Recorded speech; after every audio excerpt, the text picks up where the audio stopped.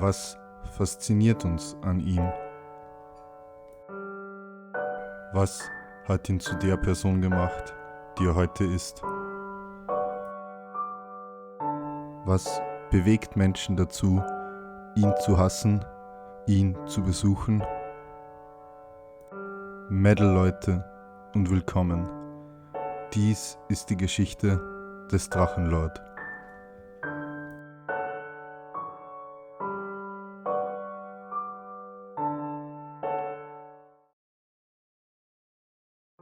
Am 5. Februar 2017 streamte Rainer auf YouNow, brach den Stream allerdings aufgrund technischer Probleme nach einiger Zeit wieder ab. Da Rainer sich am 6. Februar in Dragon Monday mal wieder über Gronkh und Iblali beschwerte, war er durch die Zurückweisung der beiden bekannten YouTuber wohl noch immer tief gekränkt.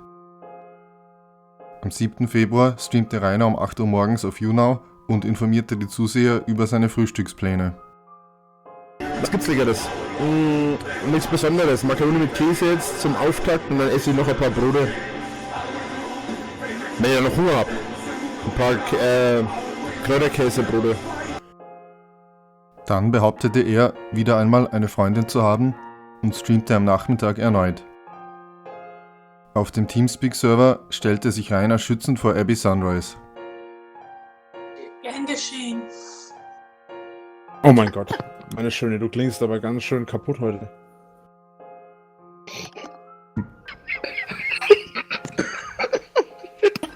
Warum hat er jetzt gelacht? What the fuck? Lel. Sache, was hast du dann am kommenden Wochenende vor?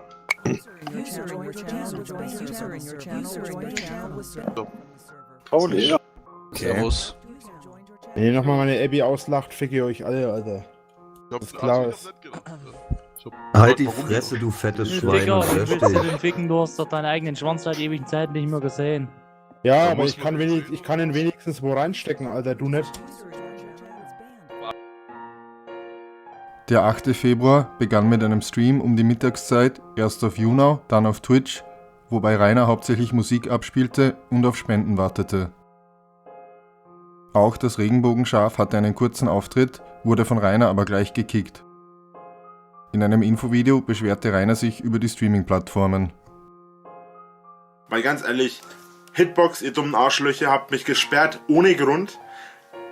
YouNow, du dummes Stück Scheiße, ich habe seit 2 Jahren versucht an der Programmierung oder da irgendwas zu ändern oder ändern zu lassen, besser gesagt, und habe versucht da im Support anzuschreiben. Ich habe, was weiß ich, wie oft den Support angeschrieben. Ich habe wie oft die die Leute von den Partnerschaften angeschrieben, also kurzum, die Leute, die für die Partner auf YouNow verantwortlich sind, habe ich angeschrieben, mehrfach. Was soll ich dazu sagen? YouNow kriegt es einfach nicht auf die Kette. An diesem Tag war es aufgrund eines Fehlers von YouTube möglich, durch wiederholtes Abonnieren und Deabonnieren die Abonnentenanzahl eines Kanals zu senken. Im Teamspeak äußerte sich Rainer darüber, dass er nun plötzlich 0 Abonnenten hatte. Ich persönlich finde es überaus witzig momentan, dass da so viele Abos rausfliegen. Ich find, Ganz schlimm. Du hörst dich aber nicht so an. ja, ganz schlimm ist das auf jeden Fall. Was? Leute, ich kann auch nur noch mit einem Abo oder mit gar keinem Abo mehr dastehen. Interessiert mir. Ganz ehrlich, ohne Scheiß. Ich finde es cool, meinen Kanal mal wieder mit 0 Abos zu sehen. Das habe ich nämlich nicht mehr, seit ich den Kanal erstellt habe. Ja. Doch schon am nächsten Tag wurden Rainers Abonnenten wiederhergestellt. Am 10. Februar streamte Rainer morgens World of Warcraft, wurde aber von Hatern im Spiel belästigt. Am 11. Februar war Rainer von den technischen Problemen auf YouNow so genervt, dass er die Löschung seines Accounts ankündigte.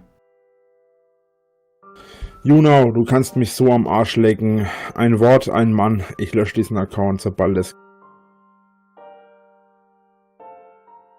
Stream und nichts und ich habe kein Geld verdient. Ich werde nach diesem Stream, nachdem ich die letzte bekommen habe, werde ich YouNow ein für alle Mal löschen. Also diesen Account hier. Fick dich, YouNow. Du kannst mich so am Arsch lecken. Du bist so ein dummes Stück Scheiß. Ach, und übrigens, ich beleidige hiermit auch jeden Einzelnen, der bei YouNow arbeitet und nicht auf die Kette kriegt, die Seite auf Vordermann zu kriegen. Ihr könnt mich mal, die dummen Arschlöcher. Am 13. Februar erschien Commenters Timline Video, in dem Rainer ein Video über die Spielserie The Legend of Zelda ankündigt. Im Teamspeak enthüllte er, sein Auto sei in Reparatur, da er einen Unfall gehabt hatte. Ja, ich hatte einen Unfall. Den habe ich ja schon, wann war denn das? Das war nach Weihnachten. Weihnachten, Neujahr, da in dem Dreh war das. Bei Schnee oder? Ja, Glatteis. An diesem Tag verstarb auch das Pferd Blue. Am 14. Februar erschien das Video Mal eine kleine Scheiße nebenher. Darin zeigt Rainer Besucher vor seinem Tor. Hallo Rainer. Hast du eine neue Kamera, Rainer? Können wir ein Poster kaufen? So, ich soll kommen. Ich bin feige. Ja, passt auf. Schaut's euch an, Alter, die feigen Schweine. Nein, ja, du. Feiglinge. Video kommt morgen. Könnt ihr euch anschauen. Könnt ihr eure Feigheit anschauen, Alter. Am 15. Februar lud Iblali das Video Ansage gegen Drachenlord Es reicht endgültig hoch. Darin legt er dar, warum er Rainer für arrogant hält und er seiner Meinung nach für einen Großteil des Hates selbst verantwortlich ist. Dann fordert er seine Zuseher auf, Rainer nicht zu haten, sondern stattdessen #Therapielord in seine Kommentare zu schreiben.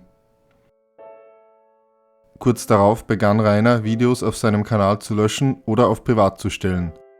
Er behauptete aber, dies habe mit Iblali nichts zu tun und warnte Hater davor, seine Videos zu archivieren. Schlussendlich tweetete er noch über die Situation und bezeichnete Iblali als selbstherrlich. Am 16. Februar berichteten Besucher, dass Rainer versucht hatte, einen Stein oder ein anderes Objekt auf ihr Auto zu werfen. In dem Video Privatvideos und warum beleidigt Rainer Iblali erneut und behauptet, YouTube Deutschland würde wegen der Hater zugrunde gehen. Am 20. Februar verkündete Rainer in dem Video Dragon Monday Folge 44 Neue Wege, dass es in Zukunft keinen Posterverkauf mehr geben soll. Auf Twitter behauptete Rainer, er würde wegen Wartungsarbeiten für die nächste Zeit gedrosseltes Internet haben. Dies wurde allerdings von diversen Internetanbietern dementiert. Am 23. Februar erschien dann TOM Time of Metal Nummer 12, Band Sabaton, Album The Last Stand. Ich habe mich da jetzt nicht wirklich über die Hintergründe tatsächlich informiert, was im Nachhinein bedacht irgendwie schlecht ist, wenn ich hier ein Video drüber mache. Am 24. Februar tauchte eine geleakte WhatsApp-Sprachnachricht auf Twitter auf, in der Rainer zugab, dass ADS bei ihm nie diagnostiziert worden war. Ich habe ADS, also Aufmerksamkeitsdefizitsyndrom. ADS ist nicht wirklich richtig verifiziert worden bei mir. Ich habe aber Legasthenie, das ist mit 12, 13 bei mir festgestellt worden. Und Legasthenie und ADS gehen sehr oft miteinander einher. Wurde auf ADS nicht getestet. Am 25. Februar enthüllte er in dem Video Bin ignorant, total arrogant, dass er immer noch an einem Rap für die Roast Yourself Challenge arbeitete. Am 26. Februar lud Rainer das angekündigte Video hoch, in dem er über die Timeline der Legend of Zelda Spiele spekuliert. Dieses wurde jedoch von Nintendo geclaimed. An diesem Tag wurde Rainer auf der Straße vor seinem Haus in eine Schlägerei mit einem Hater verwickelt. Obwohl es aus dem Video nicht eindeutig zu sehen ist, schien es, Rainer hätte zuerst mit einem Stock zugeschlagen. Rainer würde später behaupten, er hätte sich mit dem Stock verteidigt und dabei den Hater auch ernsthaft am Bein verletzt. Auf Instagram postete Rainer Bilder von seinen Verletzungen und gab Iblali die Schuld an der Schlägerei. Dementsprechend erschien am 27. Februar Dragon Monday Folge 45 Danke Iblali, indem er sich mehrmals bei Iblali für seine Verletzungen bedankt und diesen dann direkt anspricht. Danke dafür, Iblali. Ich verstehe nicht, warum du das immer in die Öffentlichkeit tragen willst, ja? Du willst es in der Öffentlichkeit austragen, tragen wir es in der Öffentlichkeit aus. Ich habe jetzt ein paar Arschlöcher da gehabt, die mir jetzt die Fresse poliert haben. Ja, und ich habe jetzt endlich, oder wir haben uns gegenseitig die Fresse poliert, ist vielleicht die bessere Aussage. Wie auch immer, auf jeden Fall war jetzt längere Zeit eigentlich immer mehr Ruhe und jetzt kommt die ganzen scheiß Typen wieder daher, Alter. Mit einem Hashtag Therapielord, ey. Mach lieber mal Hashtag Therapie Iblali, Alter. Ja, du bist nichts Besseres, nur weil du mehr Abonnenten hast, Alter. Am 28. Februar erschien dann das Video Drachenballade, in dem Rainer ein selbstgeschriebenes Gedicht vorliest. Ihr habt nicht die geringste Ahnung, wer ich bin. Und wenn ihr 1000 Leben damit zubringen würdet, mich zu studieren. Bin anders als du, und doch sind wir beide gleich. PS, alles was ich sagte, meinte ich ernst. Mit meiner Seele kann's keiner von euch aufnehmen. Am 3. März warfen Hater eine Rauchgranate auf Rainers Grundstück. An diesem Tag beschwerte sich Rainer auf Twitter darüber, dass er das Spiel The Legend of Zelda Breath of the Wild, das er vorbestellt hatte, noch nicht wie geplant abholen konnte und erhielt eine Reaktion von Iblali. Später schaffte es Rainer doch noch, sich das Spiel zu besorgen.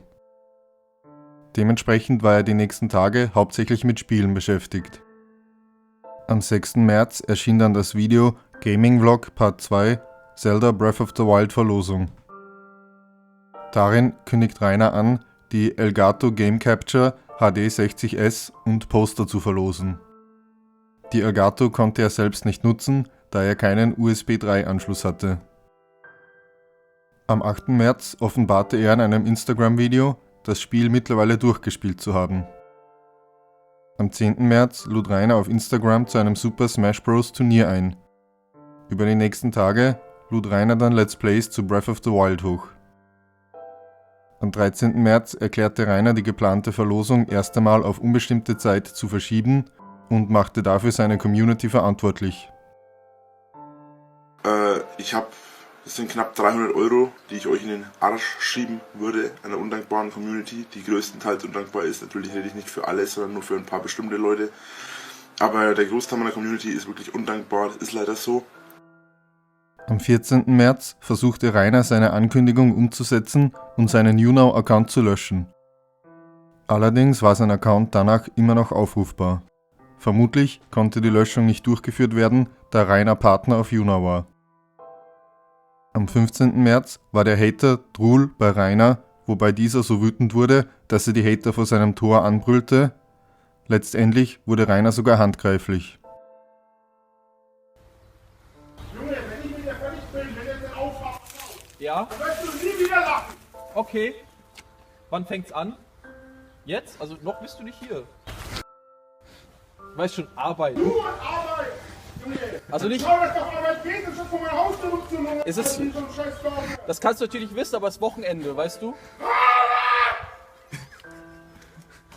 Hast du echt Angst, dann gehe ich, wenn du so viel Angst hast. Dann lass ich dich in Ruhe. Junge, Ja? ich schwör dir, hau ab! Du wirst es bereuen, Alter! Okay. Nun, sag es dir, dass du von meinem Grundstück runter sollst! Und du gehst auf das Folge hochheben oder das Scheiß, Alter! Am 17. März erschien das Video Lebensmüde, in dem Rainer wieder ein Gedicht vorliest. Leben ist schwer. Manche von uns erleben viel Leid, Abneigung und Hass. Einige von uns können damit besser umgehen als andere. Am 19. März kündigte Rainer auf Twitter an, mit YouTube aufzuhören und sich eine Arbeit zu suchen. Im Dragon Monday erklärte er dann, dass zwar weiterhin Videos kommen sollen, allerdings weniger oft. Rainer wollte jedoch regelmäßig Let's Plays veröffentlichen und sich einen Nebenjob suchen. Dann entschuldigte er sich bei einigen anderen YouTubern. Das letzte, was ich hier noch machen möchte, ist eine Entschuldigung. Und zwar eine Entschuldigung an Gronk, an Iblali, an... ich weiß nicht, warum ich mich bei ihm entschuldige, ehrlich gesagt, weil ich habe keine Ahnung, was ich ihm getan habe. Aber die Entschuldigung ist trotzdem aufrichtig beim dunklen Paraderitter, beim Alex. Und ich möchte mich außerdem noch beim Turbinator entschuldigen. Ich muss dazu sagen, letzten Endes seid ihr mehr oder weniger für meine Reaktion auch selbst verantwortlich.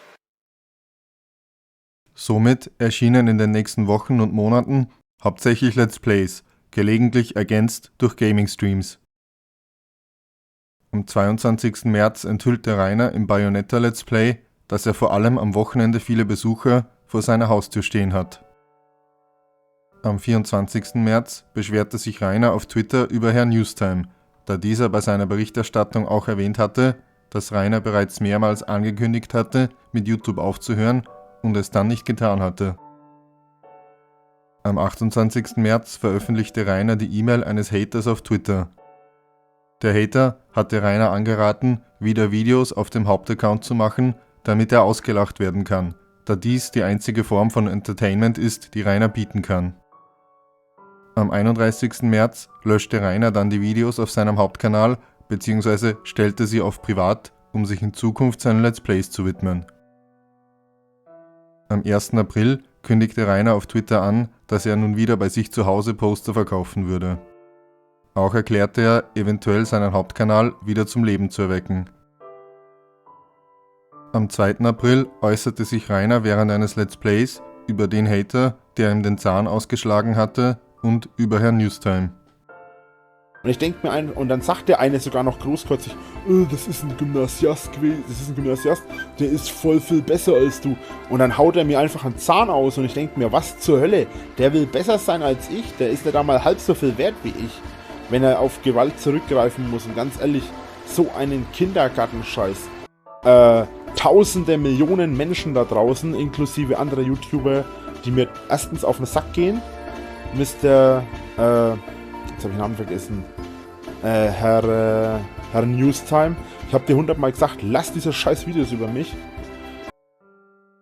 Am 5. April war Rainer in den frühen Morgenstunden zum ersten Mal seit längerem wieder auf dem Teamspeak-Server, schwang den Bannhammer und sprach über die Möglichkeit, eine Freundin zu haben. Selbst wenn sie natürlich keinen hat, was ja hoffentlich, wenn ich mit ihr zusammen bin, außer mich natürlich, Standard sein sollte. Aber ich habe so drüber nachgedacht und dachte mir so, dass sie ja im Normalfall, ich meine heutzutage jemanden zu finden, der genauso wenig Erfahrung hat wie ich, irgendwo auch... Einige. Ja, ist aber, eher, so viele. Ist aber eher unwahrscheinlich. Und ich habe mir halt gedacht, wenn ich, selbst wenn sie jetzt, selbst wenn jetzt da halt was passieren würde und alles, ich glaube, und sie halt vorher schon Erfahrung und alles hat, was ja wie gesagt sehr wahrscheinlich ist, ja gut, wäre ich wahrscheinlich dann letzten Endes trotzdem eifersüchtig drauf, was schon halt war und worauf sie halt, was halt so passiert ist. Und das würde mich wahrscheinlich irgendwann fertig machen. Ich kenne mich. Nein, ich habe mich nie geritzt, aber ich war ein ziemlicher Draufgänger in meiner Schulzeit. Ich habe schon mal gesagt, ich habe Kampfsport gemacht. Und ich habe, ich habe keinen Streit angefangen, aber es ist halt öfter mal zu verschiedenen Geschichten gekommen. Rainer schien die Aufmerksamkeit zu sehr zu benötigen, sodass er nicht in der Lage war, sich endgültig aus dem Internet zurückzuziehen. Doch seine Let's Plays führten nur dazu, dass sein Publikum ständig schrumpfte. Da er auch finanziell auf seine Community angewiesen war, war es nur eine Frage der Zeit, bis er den Hatern wieder gab, was sie wollten.